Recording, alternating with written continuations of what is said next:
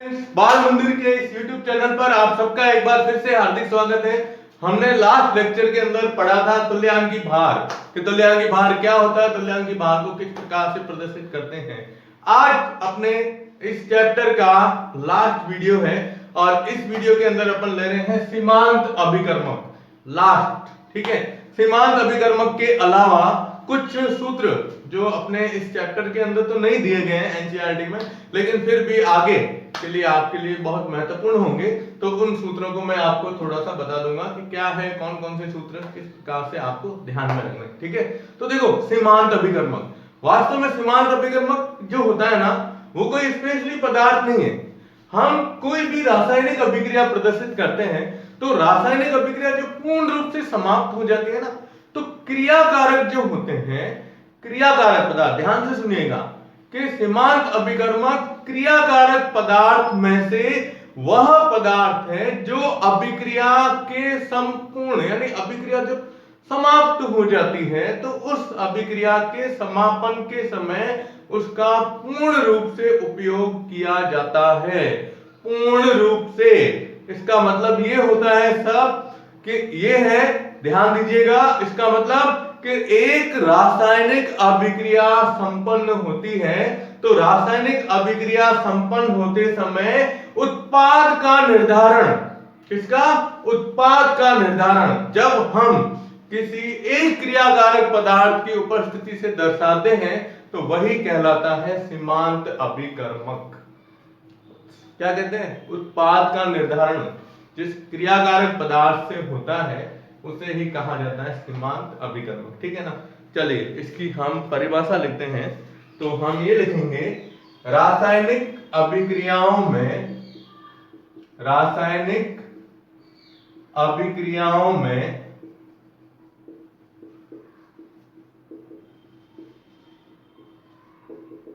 क्या कह रहा है? रासायनिक अभिक्रियाओं में यह क्रियाकारक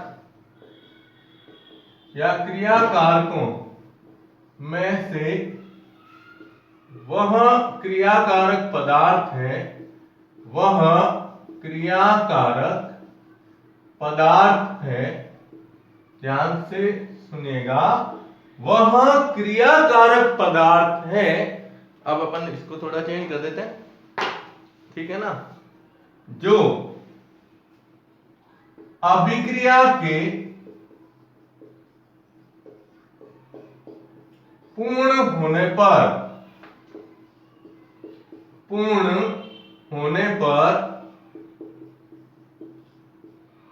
इसमें संपूर्ण उपयोग में लिया जाता है, उपयोग में लिया जाता है या उपयुक्त होता है, या उपयुक्त होता है, उसे क्या कहते हैं? सीमांत अभिकर्मक कहलाता है। सीमांत अभिकर्मक कहलाता है। ठीक है, देखो क्या कहता है ये कि हम कोई भी रासायनिक अभिक्रिया जब लेते हैं तो क्रियाकारकों में से वह क्रियाकारक पदार्थ है जो अभिक्रिया के पूर्ण होने पर, क्या कहता है? अभिक्रिया के पूर्ण होने पर इसमें संपूर्ण उपयोग में लिया जाता है या उसके अंदर उपयुक्त होता है, उसे ही हम सीमांत अभिकर्मक के नाम से जानते हैं। ठीक है ना। इसको एक एग्जांपल से लेते हैं, जैसे अपन हाइड्रोजन और ऑक्सीजन की जो क्रिया करवाते हैं, तो एग्जांपल जैसे अपन लेते हैं, जैसे एग्जांपल H2 प्लस O2 क्या बनता है? H2O। अब इस समीकरण को संतुलित कर रहे हैं, यहां पर ऑक्सीजन कितने हैं? 2, तो अपन यहां लिखते हैं 2। ठीक है, अब ध्यान दीजिएगा, इधर हाइड्रोजन की संख्या 4 है, ध्यान से सुनिएगा। अगर मैं यहां हाइड्रोजन की संख्या आगे इस समीकरण को संतुलित नहीं करता हूं, इसका मतलब इसकी संख्या या इसके ऊपर ही उत्पाद की मात्रा का निर्धारण होगा, तो हम क्या करेंगे? इसके आगे 2 लिखते हैं। ठीक है ना। तो ये समीकरण बनी, तो इस समीकरण में हम ये कह सकते हैं कि इस समीकरण में हाइड्रोजन एक सीमांत अभिकर्मक है, सीमांत अभिकर्मक है, क्या है? सीमांत अभिकर्मक है, जिसके कारण उत्पाद की मात्रा का क्या होता है? निर्धारण होता है। ठीक है ना, क्योंकि इसकी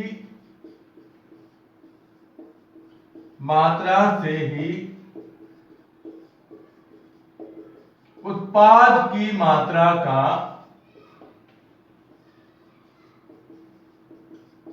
निर्धारण होता है। क्या होता है? निर्धारण होता है।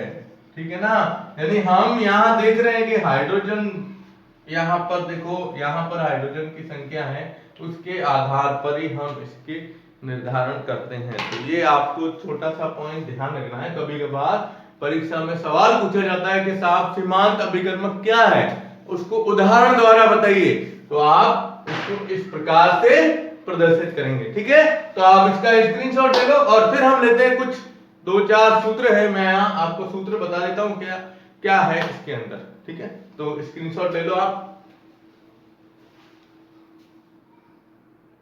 देखो आप, अब इसके अंदर मैंने यहाँ पर, आप पीछे देख रहे हो स्क्रीन के ऊपर कि कुछ सूत्र लिखे हैं। उन सूत्रों के बारे में नॉर्मल सी अपन बात करते हैं। देखिए, सबसे पहली बात, पहला आता है पॉइंट इसके अंदर, फॉर्मलता।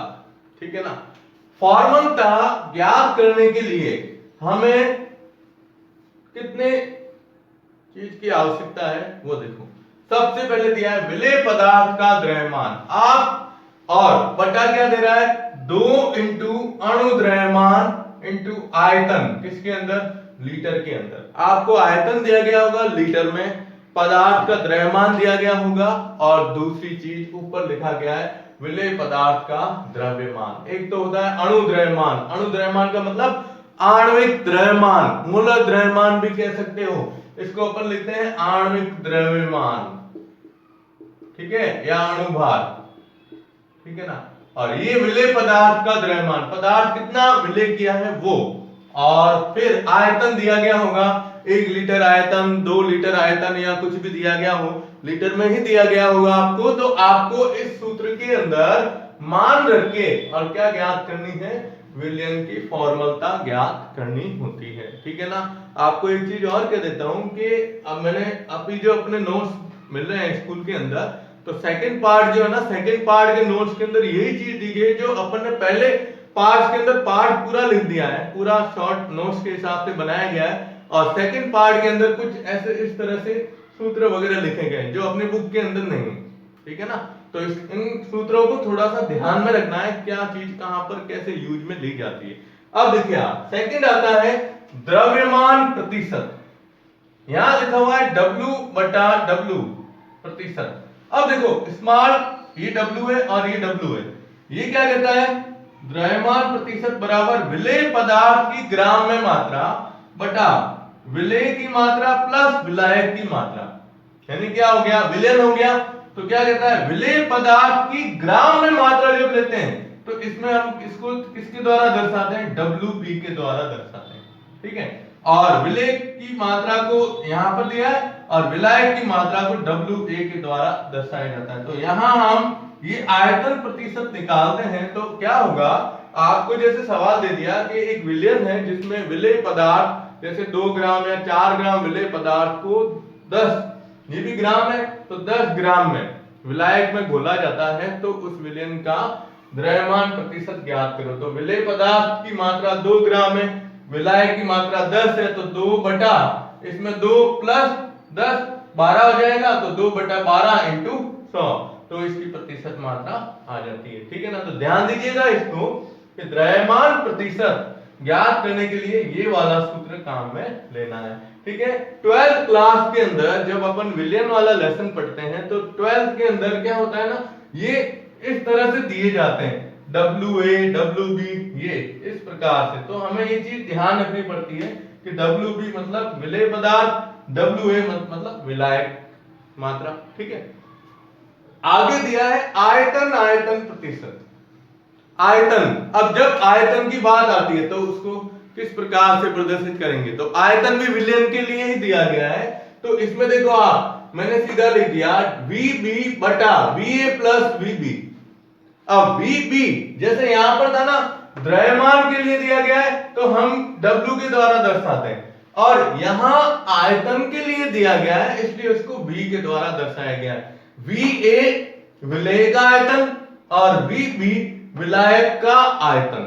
VA मतलब क्या है, विलेय का आयतन, और VB है विलायक का आयतन। तो उसके हिसाब से हम देखते हैं तो V बटा V प्रतिशत है, तो VB बटा VA प्लस VB, या हम इसको किस प्रकार से दर्शाते हैं, विलेय का आयतन बटा विलयन का आयतन इंटू 100। इस प्रकार से इस सूत्र को दर्शाया जाता है। फिर आगे आता है, अब देखो पहले हमने केवल द्रव्यमान लिया, फिर आयतन लिया, अब हम दोनों को मिक्स करते हैं। मिक्स मतलब द्रव्यमान आयतन प्रतिशत, तो द्रव्यमान W और आयतन V, तो प्रतिशत लिख दिया W बटा V। अब W है विलेय पदार्थ, तो क्या लिखते हैं, विलेय पदार्थ की मात्रा किसमें, ध्यान रखिएगा ग्राम में दी गई है, और आयतन जो आप ले रहे हो विलयन का वो मिलीलीटर के अंदर ले रहे हैं। किसके अंदर, मिलीलीटर के अंदर, ठीक है ना। तो ये इसके हिसाब से बताएंगे अपन, ओके। और लास्ट, सेकंड लास्ट आता है पार्ट्स पर मिलियन। पार्ट्स पर मिलियंस की जब बात की जाती है तो आपको एक चीज बता देता हूं कि हम, जैसे हमने 11th क्लास के अंदर पढ़ा है, एक टॉपिक पढ़ा था, आपको याद हो तो, जल की कठोरता। जल जो होता है, जल की कठोरता को हम किस प्रकार से ज्ञात करते हैं, तो जल की जो कठोरता होती है उसको ज्ञात करने के लिए जो इकाई काम में ली जाती है वो ppm ली जाती है, पार्ट्स पर मिलियन, मिलियंस के रूप में। अब वो क्या होता है, कैसे ज्ञात करते हैं, तो देखो विलेय पदार्थ के भागों की संख्या, यानी उसमें विलेय पदार्थ कितना लिया गया है, बटा विलयन के कुल भागों की संख्या, विलयन कितना है, ठीक है, और इंटू 10 की घात 6। मिलियंस है ना, तो मिलियंस के हिसाब से क्या दिया गया है, 10 की घात 6 के रूप में दिया गया है। और इसी के साथ में एक और दिया हुआ है, पार्ट्स पर बिलियंस भी आता है, तो उसमें यहां पर 10 की घात 9 हो जाएगा। इतना ही अंतर है दोनों के अंदर। तो ये कुछ महत्वपूर्ण बिंदु है जो आप 12th क्लास के अंदर भी पढ़ोगे, विलयन वाले पार्ट के अंदर, जिसमें कुछ टॉपिक इसमें से निकाले गए हैं। जैसे हमने इससे पहले पढ़ा था नॉर्मलता, देखो मोलरता, मोललता, मोल भिन्न, मोलांश 3, चौथा नॉर्मलता, और उससे पहले हमने लिया था सांद्रता, तो सांद्रता, नॉर्मलता, तुल्यांकी भार, और उसके बाद ये सारे पॉइंट, फॉर्मलता, द्रव्यमान प्रतिशत क्या होता है, आयतन, आयतन प्रतिशत क्या होता है, उसके बाद द्रव्यमान आयतन प्रतिशत। केवल आपको ये सूत्र याद रखने हैं और इन सूत्रों के हिसाब से ही हम सवालों को हल करते हैं, ठीक है ना। तो आप इसका स्क्रीनशॉट लेके इसको नोट कर दीजिएगा, ओके।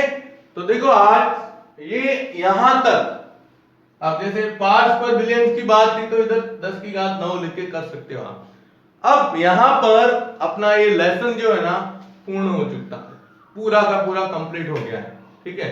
और नेक्स्ट टर्न के अंदर हम शुरू करेंगे नया लेसन, वो है परमाणु संरचना। 10th 9th दोनों का मिश्रण लेके 11th के अंदर बनाया गया है परमाणु संरचना चैप्टर। और आपको एक चीज और बता देता हूं, कुछ भाग हमने 9वीं 10वीं के अंदर पढ़ रखा है, लेकिन 11वीं के अंदर भी पढ़ना है आपको, लेकिन कुछ उसमें कुछ नए पॉइंट साथ में जुड़ के और फिर आएगा, ठीक है। तो अब देखो इस पार्ट को अपन थोड़ा सा रिपीट कर देते हैं 5 मिनट के अंदर, इसको 5-7 मिनट के अंदर रिपीट कर देते हैं कि पार्ट के अंदर हमने क्या क्या चीज पढ़ी, क्योंकि इतना टाइम हो गया लेसन को चलते हुए, ठीक है। चलिए देखो पाठ की शुरुआत, पाठ का नाम है रसायन विज्ञान की मूलभूत अवधारणाएं। कुछ मूलभूत अवधारणाओं की बात की जाती है, ठीक है ना। देखिए तो कुछ मूलभूत अवधारणाओं के हिसाब से हम इसमें कुछ पॉइंट बता देता हूं मैं कि हमने क्या क्या पढ़ा है, उसके अंदर क्या क्या चीज इंपॉर्टेंट है इस लेसन के अंदर, ठीक है ना। चलिए देखिए, सबसे पहले परिभाषा रसायन विज्ञान की आप जानते हैं, रसायन विज्ञान की परिभाषा के अंदर किस प्रकार से दर्शाते हैं? तो देखो आप, रिपीट, सबसे पहले हमने बात की थी पदार्थ की, पदार्थ की अवस्था और इसका वर्गीकरण, पदार्थ का वर्गीकरण, ठीक है। पदार्थ क्या होता है? तो वह वस्तु जो स्थान घेरती है, और सेकंड पॉइंट जिसके अंदर खुद का क्या हो, द्रव्यमान हो, तो वो क्या कहलाता है? पदार्थ, ठीक है। अब पदार्थ की अवस्था के बारे में हमने बात की थी, तो 5 अवस्थाएं होती है, ठोस, द्रव और गैस, है ना। चलिए देखिए, ठोस, द्रव, गैस, ओके। और इसके अलावा प्लाज्मा और बॉस आइंस्टीन कंडेंसेट, 5, ये 5 अवस्थाएं होती है पदार्थ की। क्या क्या होती है? आपको इसके गुणधर्म याद होंगे, ठोस होता है, द्रव, गैस के बारे में, ठीक है। वर्गीकरण, वर्गीकरण के अंदर हमने पढ़ा था पदार्थ के 2 भाग हैं, एक होता है शुद्ध पदार्थ, ठीक है, और दूसरा होता है मिश्रण, ओके। तो शुद्ध पदार्थ क्या होता है? शुद्ध पदार्थ के अंदर क्या क्या चीज आती है, याद है आपको? तत्व और यौगिक, है ना। और मिश्रण के अंदर आता है समांगी मिश्रण और विसमांगी मिश्रण, समांगी और विसमांगी मिश्रण, 2 चीजें आई थी इसके अंदर, है ना। तो समांगी मिश्रण मतलब दोनों एक दूसरे के अंदर पूर्ण रूप से क्या हो जाते हैं, घुल जाते हैं या मिश्रित हो जाते हैं, और उसका संगठन समान हो जाता है। यहाँ पर विसमांगी मतलब दोनों एक दूसरे के अंदर मिलाते हो लेकिन पृथक पृथक रूप से हमें दिखाई देते हैं। तत्व, तत्व क्या होता है? एक ही प्रकार के समूह, अणु, परमाणु से मिलकर बना हुआ। और यौगिक होता है जो तत्वों के निश्चित अनुपात से मिलकर बना हुआ होता है। तत्व के अंदर हमने पढ़े थे धातु, अधातु और उपधातु, ठीक है।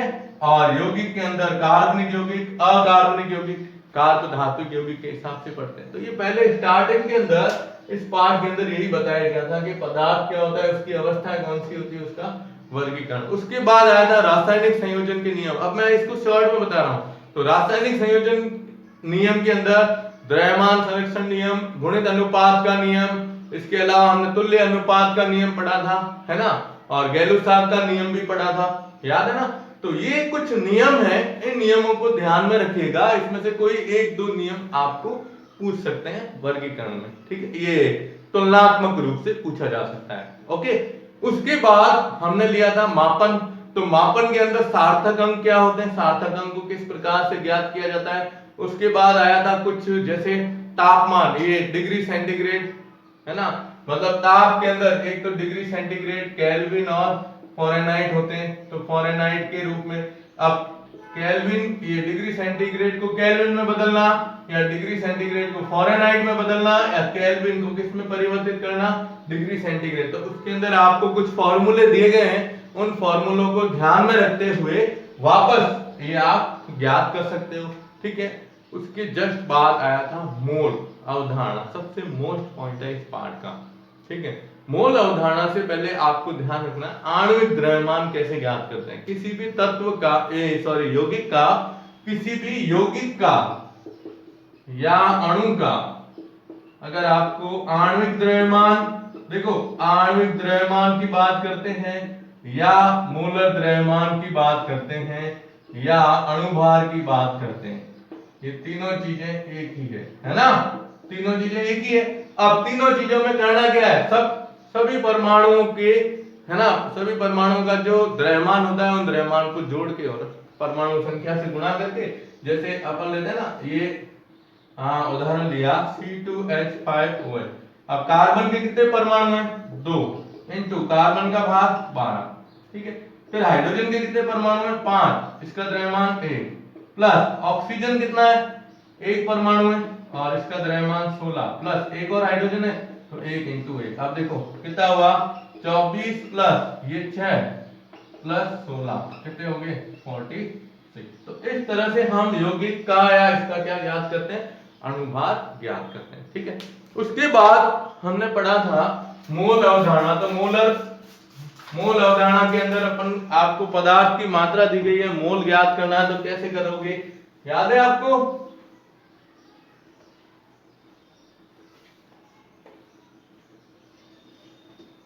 मूल अवधारणा क्या थी? मूल अवधारणा के हिसाब से अपन ने पढ़ा था, तो इसको थोड़ा सा बता देता हूं कि मोल है, आपको दिया गया है सबसे पहले, तो पदार्थ की मात्रा दी गई है, आपको क्या ज्ञात करना है, मोल। तो क्या करेंगे, अणुभार का भाग देंगे, है ना।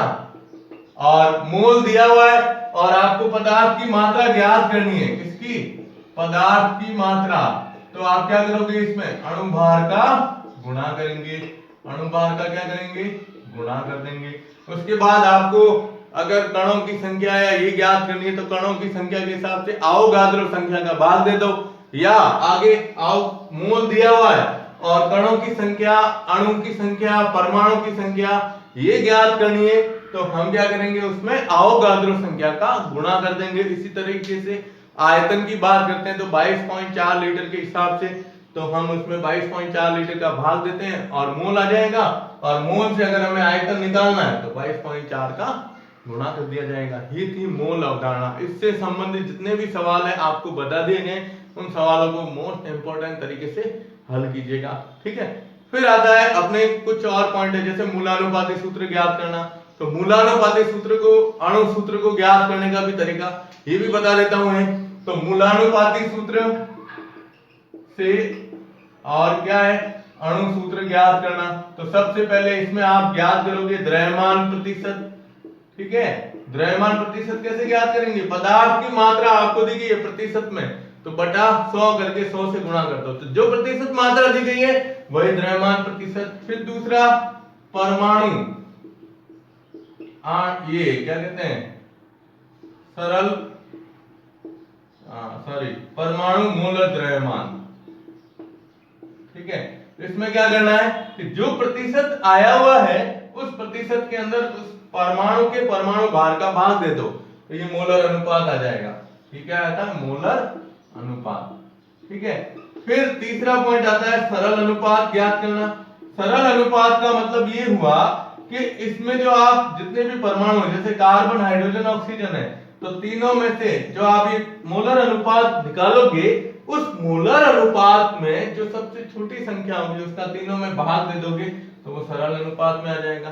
ठीक है, और फिर चौथा है कि जो जैसे परमाणु है, तो परमाणु के आगे क्रम से उस सरल अनुपात जो आपने निकाला है उसके अनुपात को जैसे लिख दो, तो वो आ जाएगा इसका सामान्य अनुपात। और फिर अणु सूत्र ज्ञात करना है, तो चौथे स्टेप में तो हम कहां आ जाएंगे, मूलानुपाती सूत्र के ऊपर। और लास्ट स्टेप अणु सूत्र। तो आपको पहले से सवाल में अगर मान लो दिया गया है, क्या सवाल में क्या दिया गया हो, सवाल के अंदर आपको दिया गया हो कि भाई ये जो मूलानुपाती सूत्र है उसका द्रव्यमान इतना है, अणुभार इतना है, तो आप n देंगे। n मतलब होता है मूलानुपाती सूत्र, और इसका जो ये मूलानुपाती सूत्र का अणुभार आप पहले निकालो, और जो दिया हुआ है भार यौगिक का, उस यौगिक के भार में मूलानुपाती सूत्र का क्या कर दे देंगे, भाग दे देंगे। मूलानुपाती सूत्र के अणुभार का भाग दे देंगे, तो n का मान आ जाएगा, फिर n का गुणा मूलानुपाती सूत्र से करोगे, तो ये क्या हो जाता है, आपको अणु सूत्र याद हो जाएगा। तो ये जो मैं अभी बोल रहा हूं ना, ये आप क्या करना, कॉपी खुली रखना, और जैसे जैसे मैं पॉइंट बोल रहा हूं उसको एक एक बार वापस रिपीट करते जाना, आपको ये पार्ट बिल्कुल याद हो जाएगा। ठीक है, फिर इसके बाद मोलरता क्या आया था, मोलरता,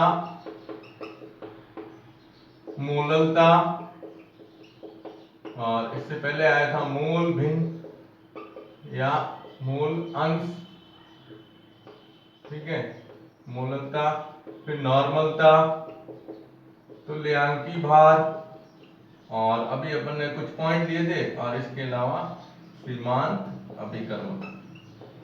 ठीक है, बाकी रासायनिक सूत्र बनाने आते हैं आपको। तो मोल भिन्न कैसे ज्ञात करते हैं, तो पदार्थ दिया गया है, पदार्थ के अंदर मोल की संख्या दी गई अलग अलग मिश्रण के हिसाब से, तो फिर उसमें किसी एक विशेष घटक यानी क्या ज्ञात करते हैं एक्स ए जैसे ज्ञात करना है तो Na बटा Na प्लस Nb है ना। एक्स से अगर एक पदार्थ की मोल बिन ज्ञात करनी तो ऐसे करते हैं।